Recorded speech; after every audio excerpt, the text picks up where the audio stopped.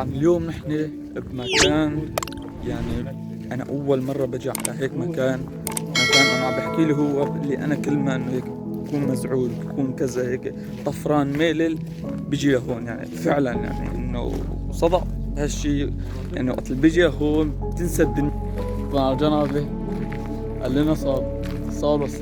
Vay ne demek Keko, sana her şey feda. Eyvallah, sağ olasın. Seni seviyorum ha. Seni seviyorum Keko. Her zaman da bir böyle bir mekan bize alacaksın. Tamam inşallah. طبعا معنا أبوه Oo Keko. كان خضار، خاصة هلا بأول داخلين على الشتاء طبعا. يعني ريحة الخضار ريحة الخضار صراحة غير والله العظيم.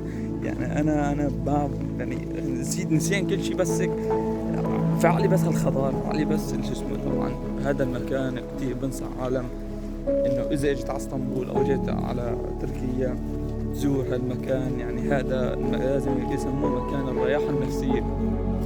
إيه مكان الرياحة النفسية، لأنه فيه نسبة الخضار والريح والهواء اللطيف